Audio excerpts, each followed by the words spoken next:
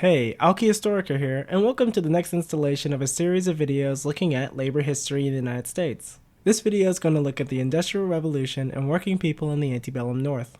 Bit of a disclaimer here, if you're watching this video, there's a good chance you know who Do Not Eat is and have seen this video on organized labor.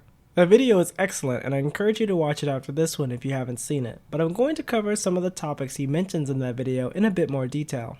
While this video is going to focus on a diverse group of working people, much of the video is going to focus on working women employed in textile mills and their efforts at organizing during the 19th century. But first, let's talk about labor in the northern and mid-Atlantic states prior to the Industrial Revolution. In the rural north, families worked their 40 to 120 acre farms, consuming the crops they grew or selling them locally. Those who did not own land would hire themselves out to landowners, but could reasonably expect to one day acquire enough capital to purchase their own farm. The entire family labored in some way. Male family members worked in the fields tending to crops, while female family members completed chores, spun yarn, and produced small handmade goods like braided baskets, clothing, and quilts.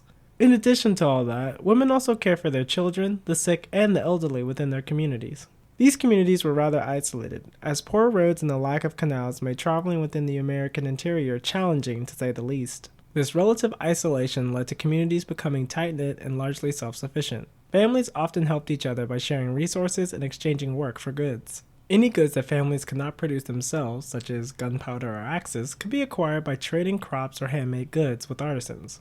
Besides farmers, mariners in coastal cities made up a large percentage of laborers during this time. Their wages were tolerable, however the life of a mariner was dangerous and kept them at sea away from their families for extended periods of time. Their wives would have to provide for themselves and their families while their husbands were away, typically producing goods at home or working as rope makers. You're probably noticing a trend here: homemade goods. A considerable amount of goods were made in the home by families who would consume or sell them. 2/3 of people living outside of larger cities wore clothing made by themselves or an immediate family member. The other source of goods were artisans or craftsmen, who produced goods in workshops attached to their homes called tinfooters, and sold them. These craftsmen would be part of a guild, an association of craftsmen who practiced a particular trade within a city or region. Only those within the guild would know the secrets of the trade. So for instance, there was a printers guild in Philadelphia. So how did one learn a trade and become a part of this association? A young boy would be contracted out to a master in exchange for instruction, becoming an apprentice. At this stage, they only learned the basics of the trade, because you don't want the kids spilling the secrets of the trade around town. After a few years of training, the apprentice would become a journeyman. Journeymen had moderate knowledge of the trade and worked alongside a master, continuing their training. They received room, board, clothing, and anything else they needed from their masters. They were also free to train with different masters of their trade within their region and earn day wages. After some years, a journeyman with enough capital could ascend to the rank of master by producing for the masters of the guild a piece of work that demonstrated that he too had the skills of a master, his masterpiece. Two main changes over the course of the late 18th and early 19th century allowed the United States to gradually shift from an agrarian society to an industrial one, undermining the tradition of guilds and homemade goods. In 1789, Samuel Slater immigrated to the United States knowledgeable in English textile machinery, particularly those developed by Richard Arkwright. In 1790, Slater successfully incorporated the water frame into a mill in the United States and persuaded Moses Brown to give him capital in order to develop an English-style mill in Pawtucket, Rhode Island. In 1793, Samuel Slater constructed Slater Mill, which used technology like carding machines, the spinning frame, and the water frame. This type of mill, and what became known as the Rhode Island model, was highly successful and sprang up all across the northern and mid-Atlantic states, as far south as Baltimore.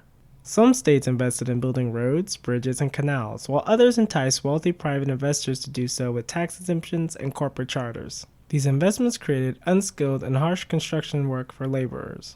Constructing canals through swamps exposed workers to disease, and workers often lived in tents for the duration of the canal construction. Roads and canals linked larger cities to smaller ones, decreasing the time and difficulty it took to transport goods, ultimately lowering the cost of shipping. The reduction in cost was sometimes astronomical. For instance, the Erie Canal was constructed between 1817 and 1825 by thousands of laborers, including over 4,000 Irish immigrants.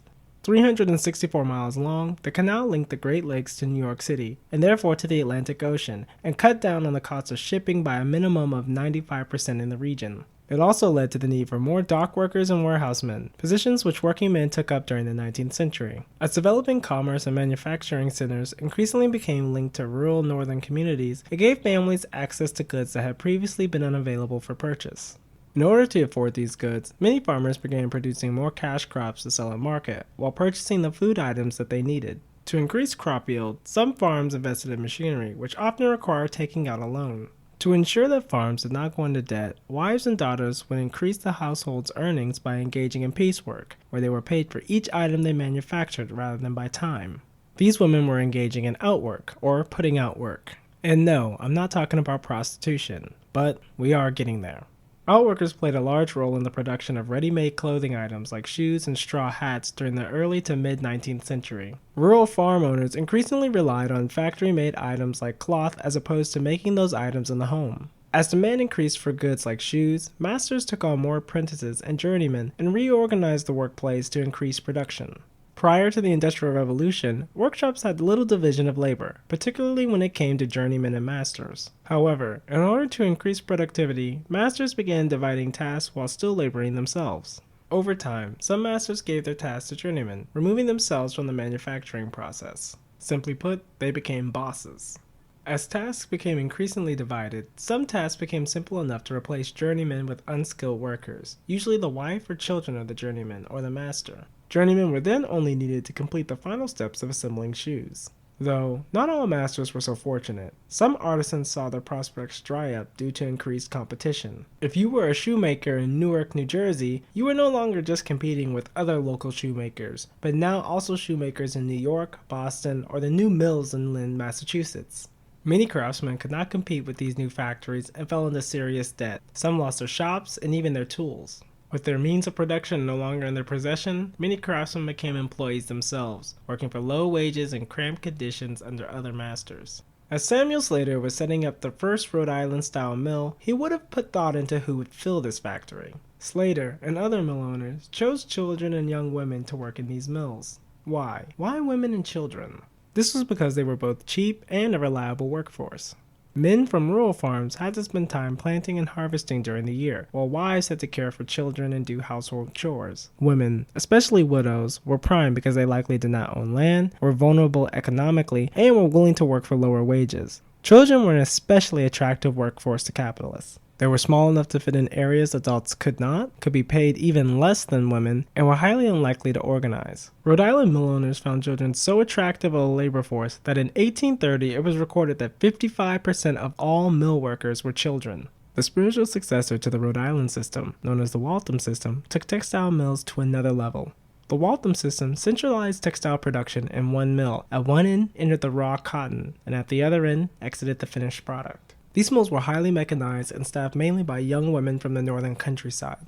These women, called operatives because they operated the machines, rented rooms in nearby communities, or in the case of Lowell, lived with their colleagues in company boarding houses. Women who took these jobs were employed in one-year contracts and were typically paid about 1/3 to 1/2 of the wages that men would have received. For instance, a document that I found stated that Lowell operatives made about $1.90 a week plus board. Their male counterparts could expect to make 2 to 3 times as much as they did, though they did not receive board. The relatively few men who worked in mills were either mechanics or supervisors. So, what were working conditions like in the mills? Catherine Beecher gives us a glimpse here with her testimony. Let me now present the facts I learned by observation or inquiry on the spot. I was there in midwinter, and every morning I was awakened at 5 by the bells calling to labor. The time allowed for dressing and breakfast was so short, as many told me, that both were performed hurriedly, and then the work at the mill was begun by lamplight, and prosecuted without remission till 12, and chiefly in a standing position. Then half an hour only allowed for dinner, from which the time for going and returning was deducted. Then back to the mills, to work till 7 o'clock.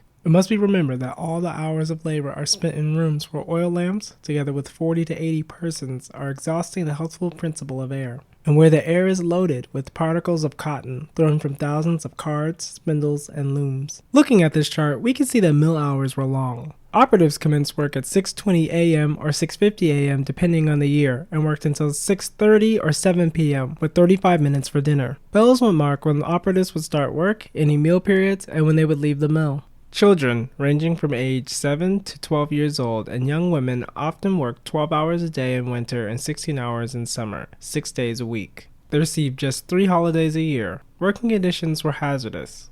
Mills were cold in winter and unbearably hot in summer as windows remained shut. This resulted in cotton particles being trapped within the mills, and workers constantly breathed these in, which could cause respiratory problems. Workplace injury was not uncommon. Many children were maimed by the fast-moving parts of the machines, losing fingers or hands. These conditions varied across New England, but were more or less the same for operatives and children across New England. Yankees were initially skeptical of sending their daughters to engage in factory work. The Walton System helped alleviate any of these concerns with boarding houses and relatively high wages. Francis Cabot Lowell, an industrialist who set up mills in the Massachusetts town that to this day bears his name, advertised the mills as offering discipline to young women before marriage. He limited his operatives' freedom by instituting strict rules. There was a 10 p.m. curfew, church attendance was mandatory, and women had to keep good company. These measures were taken to teach women discipline and prepare them for marriage, but in reality they reinforced subordination to authority within the mills and helped maintain a reliable workforce. Insubordination or misconduct was grounds for dismissal on the spot. Fines, loss of 2 weeks' wages, and blacklisting were given to operatives who left without notice, and blacklisting meant that other mills would not accept her. Some writers even describe physical punishments like this account here. I've seen poor innocent females not only docked half a day's wages for going to work a few minutes after set time, but beat over the shoulder by a rope with knots on the end until their backs were black and blue, and if they left on that account they would be docked a week's wages. It's important to note that mill owners were less concerned with women's behavior in society and were more concerned with attracting them as a subservient workforce. There was the mentality that these people would otherwise be idle, and therefore employers were benefiting society, even if they were treating their workers to harsh conditions for slave wages. Yeah, that sentiment is really this old. There was another way they achieved this: schools. In the 1830s, young girls started becoming a somewhat common sight within schools, and factories often required that young girls attend them for a few weeks yearly. For instance, in Lawrence, Massachusetts, a company donated land for the construction of 11 schools within the community. Schools were useful for educating women about discipline in home and wage work. In reality, the mill owners wanted operatives to attend school to prevent strikes, and this was stated explicitly by the Secretary of the Massachusetts Board of Education. This also opened up a new profession to women: teaching. Early women teachers earned just over $1 a week plus board, which was less than an operative, and only worked for about 12 to 16 weeks a year. They would need to take up sewing or piecework to survive, but they could make a decent living. As compulsory education became prevalent in the North, public officials chose to hire women because they could pay them as little as a third of the wage offered to the male teachers. Being a teacher came with strict rules, and they had to provide their own school supplies, but the job did come with some respect. Women still to this day dominate the important profession of educating young minds, but teaching is still a grossly underpaid and underrespected profession. Teaching, by the way, is going to get its own episode in the future. Despite all that, the Walton System did initially offer women more social and economic freedom than they could have expected at home. They were aware from parents, had decent living conditions, and the pay was fairly high, as noted by Harriet Hanson Robinson. Poor women and old maids. Oh, how hopeless they were. But the first money they earned, when they felt the jingle of the silver in their pocket, then for the first time, their heads became erect, and they walked as if on air. And how they spent it! They dressed themselves, and had books for which they longed, and the new life for them had begun. Waltham-style mills paid a cash wage plus board. This was considerably better than the smaller family-run mills, where wages might be paid irregularly or partly in the form of scrip or credit to a company store which charged exorbitant fees, allowing capitalists to collect back much of the money they had just paid to their employees. These wages for women were probably the best they had access to, and for many this was the opportunity for some independence. However, these times would not last. While some of these mills initially provided women with respectable employment to earn an income, this did not last. Employers, who needed higher profits to pay back debt on the expensive machines and to be able to compete with the lower prices of newer mills, reduced women's wages in the 1830s while also extending their working hours. The living conditions within the Lowell boarding houses declined. For example, many of these women were forced to rely on trunks as both storage and as dinner tables. Outworkers in the textile industry often made very little money, which barely covered their everyday expenses. In 1830, a needlewoman might make as little as $55 per year, with 26 of that going towards rent. Philadelphia seamstresses made $58 a year, but also had to cover all of their work and living expenses, and could not support themselves off this amount. Outworkers were paid so little, they usually could not afford the textile goods they produced, and had to work incredibly long hours just to survive. Matthew Carey, an Irish immigrant who lived in Philadelphia, listed in pamphlets like The Wage of Female Labor and Case of the Seamstresses truly how bad it was for many of these women. He noted that a woman could make no more than 9 shirts a week. After subtracting the 2/3 of her pay that went towards rent, she was only left with about 6 cents a day for food, clothing, fuel, and any other expenses. Women in Boston made about the same as their Philadelphia counterparts, yet they paid even higher rates for rent. In New York, women made trousers at 4 cents a pair. When asked if they could even live off of this wage, they replied, "Impossible." Quotes like this one truly reveal how harsh life was for wage-earning women. Only think of 12.5 cents for making a shirt. That takes a woman a whole day if she attends to any other work in her family. There a poor soul must sit all day in this dark weather, and burn candles half her time, and injure her health, to lay in coal for the approaching winter. How shall she clothe her poor children, or even feed them at this rate? Yet, there are many poor women of my acquaintance that are placed in the disheartening situation I have mentioned, and many of them are widows, with a number of children. And the tailors scold us when we bring home the work, and some of them say the work is done ill, and then take out half the price, give us nothing if they think fit. And at the same time, they sell their clothing much dearer than they did some time ago, and God help us, we have to submit to the injustice. Mill workers were not the only ones who were affected by this economic trend. As cities attracted both rural northerners and European immigrants, the increased competition caused wages to remain low and hours long. While some capitalists and merchants prospered, there was a growing division between them and the working class. These conditions in the 1820s and 1830s led working people to band together to resist the reduction of their quality of life. These demonstrations were some of the earliest forms of organized labor in the nation.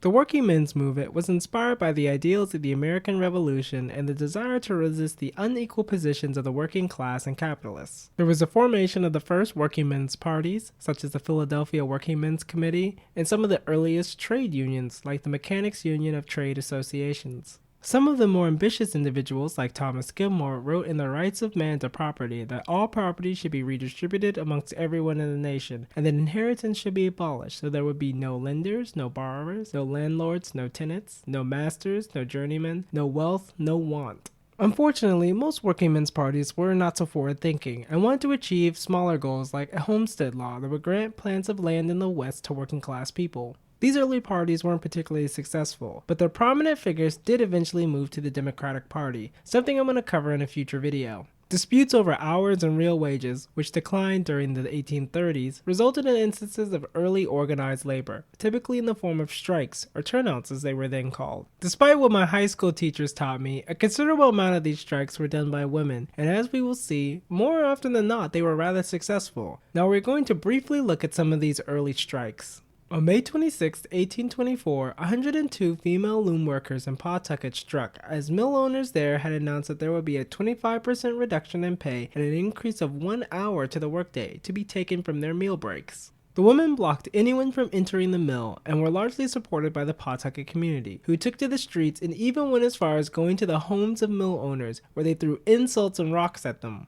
On the night before the end of the week-long strike, one mill was even set on fire. Ultimately, the mill owners retracted their proposals. In the late 1820s, thousands of journeymen protested the rumor of the lengthening of their workday in New York and threatened to strike should the employers choose to do so. Again, employers here chose not to go through with any proposals. In 1831, the United Tailorist Society created a list of wages they would be willing to work for and presented it to their employers. The employers rejected it, and the 1,600 members went on strike. They were offered advice from the labor press, propose a boycott by male unions of tailors who did not accept the wage list, campaign against the use of prison labor or almshouses which undercut their wages, create a workers' co-op, and asked pastors and churches to take up collections for striking workers. These taxes seem to have made little difference. The tailors refused to accept the wage demands, and the seamstresses voted to end the strike on July 25, 1831. The Female Society of Lynn and Vicinity for the Protection of Female Industry formed in January 1834 and created a constitution that established quarterly meetings, quarterly dues of 12.5 cents, which went toward a relief fund, and wage scale votes. Members could be expelled for agreeing to work for less than these wages. The society then chose to strike for higher wages, though this demand was initially rejected by the mill owners who said that raising wages would harm the community. The women responded by saying, "We can only say that we regard the welfare of the town as highly as anyone can do, and that we consider it to consist not in the aggrandizement of a few individuals, but in the general prosperity and the welfare of the industrious classes. After 2 months of striking and with the support of the 𝘗𝘕ner's union, the women won their higher wages and went back to work. But the organization faced difficulty surviving in June of the same year, as members began to work for less than the agreed upon wages and others stopped paying dues. This was the trend of early organized labor. Trade organizations, whether they be male or female, formed at times of struggle and disbanded whenever a strike was won or lost. In 1834, Chesapeake and Ohio canal workers struck over their harsh working conditions and low wages. Andrew Jackson suppressed the strike by sending in federal troops, something no president had done before him, though, as we'll see in future videos, he will be far from the last.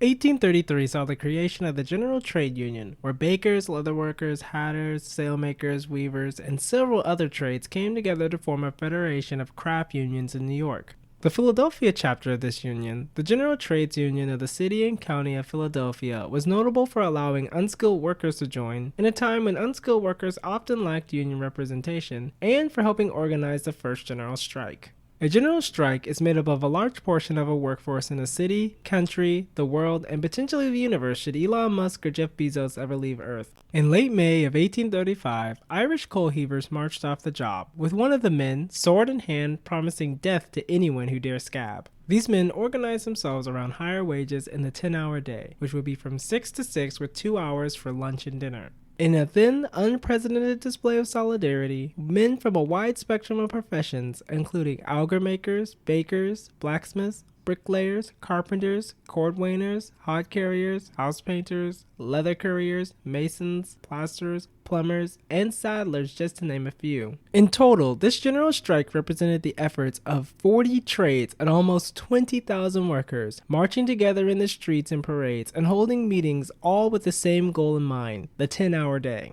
It was the city employees going on strike that broke the camel's back, and the city corporation was the first to concede to its workers the new work schedule. By June 22nd, workers throughout Philadelphia had achieved the 10-hour day, a feat so incredible that it inspired similar demonstrations in cities across the nation, in cities like Newark, Albany, and Boston. By the end of 1835, workers in many of these cities had achieved the 10-hour day for themselves as well. In 1836, corporations within Lowell announced that there would be a cutting of wages and that the weekly 25 cents that corporations paid toward an operative's boards would fall onto the operative. Altogether, these changes would effectively be a wage reduction of at least $1 a week, and the factory girls decided they would have none of it. My own recollection of this first strike, or turnout as it was called, is very vivid. I worked in a lower room where I had heard the proposed strike fully, if not vehemently, discussed. I had been an ardent listener to what was said against this attempt at oppression on the part of the corporation, and naturally I took sides with the strikers. These were the words of Harriet Hanson Robinson, who had started working in the Lowell mills in 1835 at age 10 as a doffer, or a mill worker who removed full doffs or bobbins of spun fiber, replacing it with an empty one. She earned only $2 per week, though doffers had considerably more free time than other mill workers. When the operatives went on strike, this being their second strike as the first one in 1834 failed, Harriet struck along with them, as she recounted in Loom and Spindle, Life Among the Early Mill Girls. When the day came on which the girls were to turn out, those in the upper room started first, and so many left that our mill was at once shut down. Then, when the girls in my room stood irresolute, uncertain what to do, asking each other, would you or shall we turn out, and not one of them having the courage to lead off, I, who began to think they would not go out after all their talk, became impatient and started on ahead, saying, with childish bravado, I don't care what you do, I am going to turn out, whether anyone else does or not, and I marched out and was followed by the others. As I looked back at the long line that followed me, I was more proud than I have ever been since. According to Robinson, between 1,200 and 1,500 women in total went on strike, only returning to their posts when the mill owners reduced the board increase or canceled them altogether.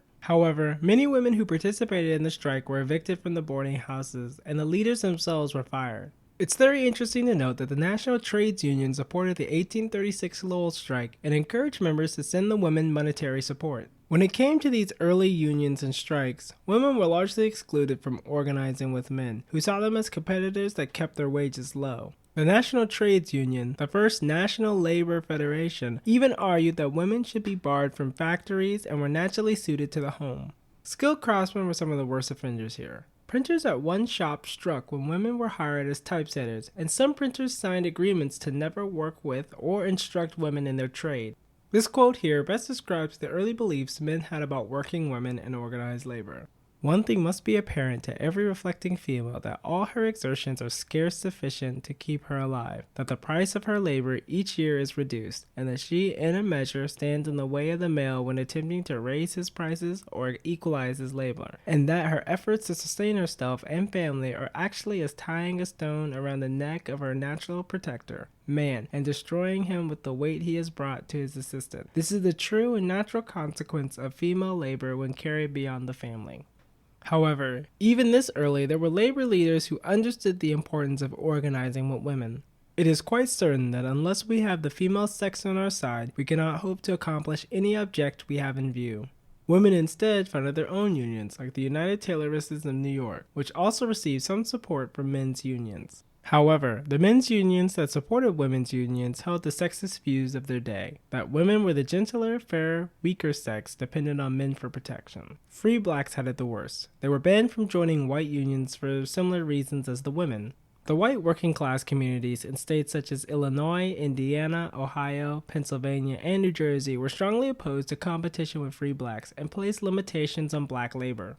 This opposition to competition sometimes manifested in the form of riots. Philadelphia in the early 19th century had a large number of black artisans until around 1820, when immigrants gradually began to displace black skilled workers. In 1834, a New Jersey paper article noted when a mob drove a large number of blacks from Philadelphia into New Jersey, describing the large number of displaced blacks as troublesome, a burden, a nuisance. It went on further to say, "A temporary sojourn among us, considering the circumstances of the case, may be borne with, but the first indication of a permanent residence should, and we feel confident will, call forth a rigid enforcement of the statute against the admission of blacks into our boundaries." In Philadelphia in 1837, only 350 blacks practiced a trade compared to the black population of just over 10,000. Black women especially received the short end of the stick here, as they could become seamstresses, but other trades were strictly off limits to them.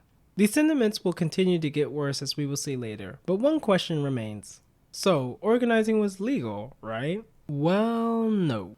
In 1836, New York capitalists in the tailor industry decided against raising wages or hiring union members. Journeymen struck and attempted to keep others from taking their place. This was found to be conspiracy, and those found guilty were fined and lectured. It would not be until Commonwealth v. John Hunt and others in 1842 that organized labor would be legalized. Well, kind of. In the South, men were still arrested and sentenced to prison for conspiracy as late as 1855. The Panic of 1837 led to a crisis for all classes, but most of all for the working class. We aren't going to go into the causes, but let's take a look at the effects. Many workers were laid off during this period, and those who were fortunate enough to remain employed worked part-time and on average took a 50% pay cut. Some people were willing to work for as little as 1/4 of their normal wage, and many had no choice but to take up any living accommodations they could afford, including living in cellars. With people willing to work for a fraction of their normal wage, the organized labor movement came to a halt and threats of strikes were empty. Most of the trade unions founded in the 1830s were unable to survive the Panic of 1837 and the following Depression. In the 1840s, the economy recovered and mill owners again began using New England women to staff their mills. But these operatives increasingly came from a much different background than the ones before. In fact, the majority of this new group of women who worked for wages in various industries were women from poorer backgrounds, such as immigrants. Many were also the daughters of farmers who had lost their farms during the panic. The new generation of factory workers justified their wage work not with the desire for economic independence or freedom, but with poverty. These women who worked past their teenage years were seen as selfish or neglecting of the family, but they had no choice but to work to support themselves and their families. Immigration provided industry with the larger workforce they needed to thrive, that is, one that was willing to work for the lowest wages. Prior to the mid-1840s, immigrants had steadily flowed from European nations such as Ireland or the German states into Eastern American cities. But during the mid to late 1840s, there were a couple of major events that led to increased immigration from these parts of Europe, namely the Irish potato famine and the Revolution of 1848. Vast amounts of Irish immigrants entered America in search of a better life, but instead found a population of Protestants who distrusted Catholics. Our modern concept of whiteness did not yet exist, and the Irish were barely considered white. Ethnicity joined race and sex as a division in American society. The Irish were typically at the second lowest position in American society, filling temporary and unskilled work particularly on canals, railroads, construction projects, and as domestic servants in the homes of the emerging middling class. Irish women made up 2% of mill operatives in 1840. By 1858, it was 60%. These were also some of the types of jobs that employed free blacks, and as we'll see, the two groups competed regularly. This was somewhat similar for Germans too, though many Germans were skilled in a trade and therefore had better employment opportunities. Urban immigrant women did various jobs to earn a living. They took in laundry, made buttons, sewed, and braided hats. The development of an American middling class led to an increase in demand for live-in domestic servants, which many immigrant women took, displacing black women. As early as age 11, these girls went out to become servants to help support their families. On call 24 hours a day, 6 days a week, domestic servants often lived with their employers, living in their employer's attic or cellar in dim, cramped, cold conditions, and these girls often faced sexual advances from their employer or his sons. They typically made $1 to $1.25 a week plus board, though some servants made $6 a month in New York, well above average. Domestic servants cooked, cleaned, prepared meals, cared for children, hauled wood, coal, water, or performed any other chores for up to 18 hours a day, and some only received one afternoon a week off. Working-class women who lacked year-round employment often supplemented wages with sex work, or became permanent sex workers. It's hard to quantify how many women worked as sex workers during this time period, but there are records that show that New York had at least 200 brothels as early as the 1830s. According to William Singer, 1/4 were married but deserted or abused, 1/4 worked in sewing, and 1/2 were former domestic servants. Women would have likely drifted in and out of sex work depending on their economic situation. Engaging in sex work was a dangerous occupation, as Singer estimated the life expectancy of a sex worker was 4 years.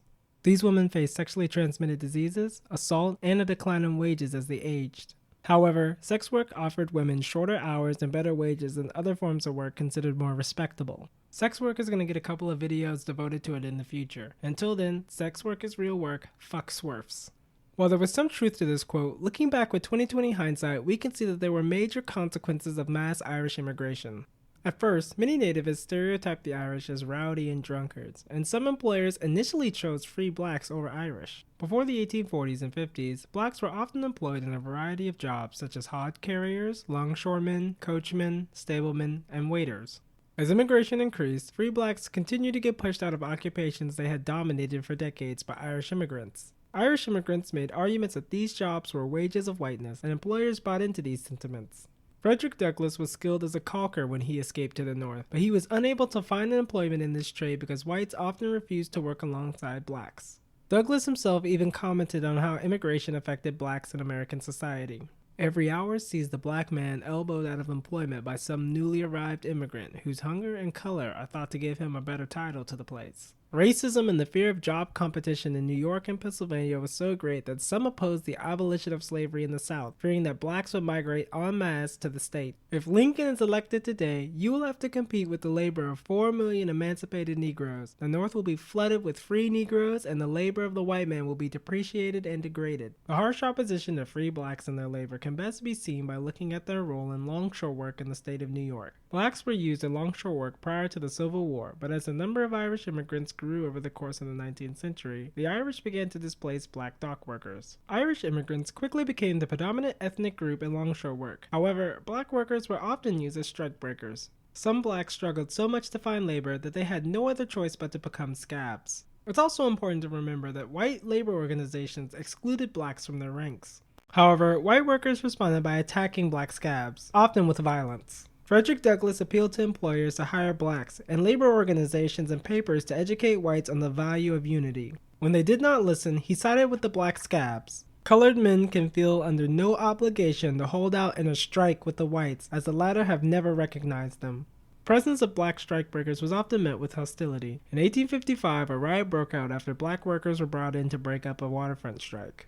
In June of 1863, 3,000 Irish longshore workers went on strike for higher wages in New York. Unlike another strike in the month prior to this one, which was successful in increasing wages, this strike failed in large part due to black strikebreakers brought in under police escort. New York City wasn't the only northern city where violence against blacks occurred. In Albany, Boston, Chicago, Cleveland, and Detroit, black strikebreakers were greeted by floods of bricks, stones, and broken bottles. But New York took these displays to a whole nother level. The New York City draft riots in mid-July of 1863 was by far the worst display of this violence. Congress had passed the Enrollment Act in March of 1863, which required that all male citizen or citizen applicants enroll in the draft. Those who were wealthy could afford to pay the $300 fee to hire a substitute, while blacks could not be drafted because they were not citizens, meaning that the draft really only affected poor whites. In the riots, working-class men, many of them Irish, set fire to the Provost Marshal's office where the draft was held, and several other buildings. The founder of the New York Times, along with his staff, were forced to defend their office with Gatling guns. This riot was no joke. This riot quickly became a race riot, with white rioters beating and lynching blacks they found in the streets. Rioters set fire to the Colored Orphan Asylum, along with black homes and businesses, and even went as far as attacking white people and establishments that sympathized with or catered to blacks. This event was portrayed in the 2002 film Gangs in New York, but take that portrayal with a helping of salt. Let's return to the topic of textile production. Technology fueled economic progress, with individual workers being able to produce larger quantities of goods. The sewing machine was invented in 1846 and introduced in 1852. While it was more efficient and allowed mill owners to further centralize clothing production within mills or small slop shops, it did not improve the status of women sewers. Employers in fact reduced the pay rates of women, justifying it by saying that the sewing machines increased productivity. These rate reductions forced many women to labor 18 hours a day at the sewing machine just to sustain themselves. For many textile workers, there were harsh cycles. Part of the year, women toiled for long hours, and the other part they were unemployed. These women often faced sexual harassment and withholding of wages from their employers. In the 1830s, real wages for mill women had declined, while mill owners lengthened the workday and increased the workload by giving women more looms to tend to or spindles to watch. Where women then had time to spare tending to looms, by the 1850s, women had barely any spare time during their 14-hour days. Some jobs or industries that had been predominantly open to one sex were increasingly seeing the other hire thanks to the introduction of new machines. Men were increasingly employed in textile jobs over the mid-19th century thanks to the introduction of the spinning mule, which required physical strength to operate. The Bigelow loom allowed employers to replace men with women in a job that previously took 3 men. The aforementioned sewing machines increased the production of tops, which also increased the demand for bottomers in the shoemaking process. This led to more bottomers, who were primarily male, to enter the shoemaking trade while leading employers to lay off the unneeded women. Between 1850 and 1860, the number of women employed in shoemaking decreased 41%. The effects of long hours and harsh working conditions truly became clear when we look at the life expectancy of shoemakers and farmers during this period. In Massachusetts, the farmer had a life expectancy of 65 years. The shoemaker's life expectancy was a mere 43 years, though some met their end much more quickly and unexpectedly. In 1860, the Pemberton Mill suddenly collapsed without warning. One of the owners, George Howe, escaped, but somewhere between 88 and 145 of his mainly Irish or Scottish employees were killed. The building had been constructed improperly with cheap, weak iron pillars by its previous owners. The second mill owners, Howe and Nevins, had added extra machinery to the upper floors of the mills to increase its profitability. A relief committee compensated the families of workers based on how dependent families were on the family member lost. This compensation was rather small, to say the least, and families who lost children were compensated the least. This is important to note because children would have supported their parents in their old age. Now we're going to take a look at some organized labor actions from the 1840s and see how workers organized themselves. In the 1840s, periodicals like the Lowell Offering were created to show the beauty of factory life by publishing operatives' poetry and short fictional stories, which were based on their experiences in the mills. The publications were funded in part by the mill owners and allowed only minimal criticism of mill life, so that the mill owners could present a romanticized and glamorized depiction to readers throughout New England. Other smaller magazines like the Operatives magazine achieved the same result, with this particular magazine combining with the Lowell Offering thanks to the efforts of proprietor and mill owner friend William Schuler. As conditions began to deteriorate within the mills, outspoken mill operatives wanted to write very critical pieces in the Lowell Offering, such as one Sarah G. Bagley, but these critical pieces were not published for obvious reasons. As a response to their lack of a voice, operatives within the Lowell mills founded the Lowell Female Labor Reform Association in 1844, which became affiliated with the New England Working Men's Association. This affiliation allowed operatives to contribute both their stories and their grievances to the NEWA's periodical, known as the Voice of Industry, and it was here operatives began to break down the myth of the glamorous factory life. They were often rather harsh, too. New definitions: operative: a person who is employed in a factory and who generally earns 3 times as much as he or she is paid. Sarah Bagley became president of the LFLRA, a vice president of the NEWA, and an editor of the Voice of Industry, as well as America's first woman labor leader. The 𝘓LRA helped create similar chapters in other major mill towns like Manchester and Dover. This raises the question, what grievances convinced working men and working women to band together in solidarity? Well, let's take a look at this quote from Bagley to find out. The great and leading object of the 10-hour movement is to give the laborer more time to attend to his or her mental, moral, and physical wants, to cultivate and bring out the hidden treasures of the inner being, to subdue the low, the animal nature, and elevate, ennoble, and perfect the good, the true, and the godlike which dwells in all the children of the common parent. Wait, what? Didn't we just learn about how the 1835 Philadelphia general strike and similar demonstrations across the eastern United States earned many workers a 10-hour day? Yes, while many mill mechanics and skilled workers, mainly outside of New England, had achieved the 10-hour day in 1835, the Panic of 1837 and the economic crisis that followed allowed capitalists to walk back the shorter hours. Operatives in mills and unskilled workers had largely been ignored by these victories in the mid-1830s. Many men and women were back to 14-hour days consisting of 12.5 hours of work and 90 minutes for meals, or even worse, full 14-hour work schedules. Under the pretense that such hours were detrimental to a person's life and gave them no free time at all, the 𝘓LRA campaigned for the 10-hour day. While the potential methods for achieving this varied from meeting with employers to at the most extreme a general strike, the method most actively employed was to get legislators to pass laws restricting the workday. An executive order in 1840 had given federal employees the 10-hour day, and the 𝘓LRA wanted this kind of legislation at the state level. Naturally, politicians sided with the capitalists, so it would take considerable protest from the working class to convince legislators to act. Mill operatives signed petitions and presented them to Massachusetts legislators, seeking legal restrictions for mill hours. The earliest petitions were ignored by politicians, but later ones, often with thousands of signatures, were able to eventually result in the Massachusetts House of Representatives Committee on Manufacturing to hold a hearing on the subject. The committee, whose chairman was William Schuller, the guy from earlier who backed the Lowell offering and was a defender of mill corporations, did not expect that factory women would do something so immodest as present testimonies before a committee. However, the women were fearless and gave stark descriptions of the conditions they faced before the committee. Unsurprisingly, Schuller proposed no legislation. The women, who couldn't vote, responded by appealing to working men and campaigning against Schuller, who lost his re-election. In Pennsylvania, legislators also stalled reform, but the women of the Female Labor Reform Association of Allegheny City and Pittsburgh responded much differently. On September 15, 1845, 5,000 men and women went on strike for the 10-hour day. After about a month, many women went back to work, but the remaining strikers weren't having it. The strikers went factory to factory, getting women from their machines and dragging them back outside. At Blackstock's factory, the largest in the area, there was a garrison who resisted the women storming the factory at the gates. But the women were successful in overrunning the facility, as men who also participated in the strike intervened when necessary. Unfortunately, mill owners there refused to decrease the hours until New England mills also decreased their hours. This put more pressure on the 𝘓LRA within New England to keep fighting for the 10-hour day, but their continued method of sending petitions to legislators was unsuccessful. Only in New Hampshire in 1847 did politicians agree that the 10-hour day could be beneficial to both operatives and mill owners, arguing that decreasing the day to 10 hours would increase the energy of the operatives and maintain profits. They passed legislation accordingly, but employers found loopholes before it took effect. The legislation allowed for voluntary contracts between the employer and employee in excess of 10 hours. As you can probably guess, mill owners made contracts for longer than 10 hours and threatened those who refused to sign these contracts with blacklists.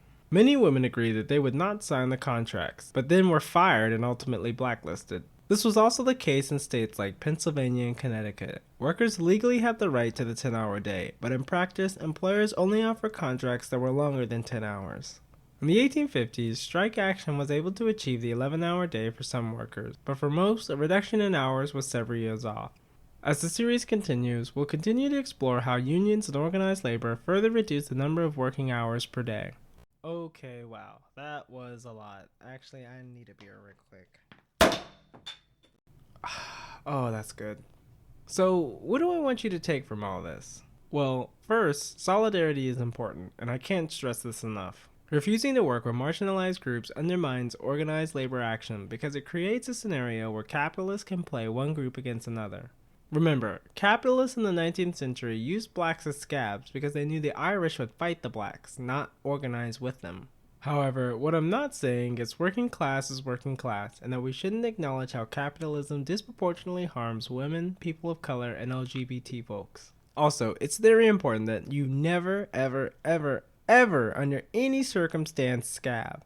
I know that I just gave a very lukewarm defense of black scabs during the 19th century, but in this day and age, there is no reason why you should be scabbing. Scabbing hurts everyone within the working class, so never cross a picket line. Another thing is that when you join a union, don't leave if the union fails or succeeds in gaining improvements in the workplace. Companies are always looking for opportunities to reduce benefits and pay. If you want to keep gaining better benefits and wages and ensure that you don't lose what you already have, you should remain active within your union and encourage your coworkers to do so as well. Last but not least, legislators are in the pockets of capitalists, and appealing to them for better conditions for the working class will only result in modest improvements. While this tactic can help, organizing your workplace and direct action will always be more effective. Thanks for watching this, for lack of a better word, big chungus. In retrospect, this probably should have been 2 videos, but hey, hindsight is 2020. If you guys like this content, you could donate to my Patreon. Ha! Lol. No you can't, I don't even have one. No, but you can do me a favor by checking out these content creators. Up first is End Our Nation Propaganda, who has recently made a great video about Henry David Thoreau, which you definitely should check out. They also have a really informative video about grocery store tricks, and honestly, you'll be surprised a lot of the stuff you miss when you do your weekly shopping. You know, this video spent quite a bit of time looking at organized labor history, and I'm sure a lot of you are thinking, well, how can I do that in the 21st century? Well, Another Slice has got you covered. The video on how to unionize your workplace will teach you virtually everything you need to organize your workplace. If you have any further questions, you can always consult the IWW. The General Lines video on landlords is one of my favorites from this year, and their videos on clientele are also very informative, so definitely check those out.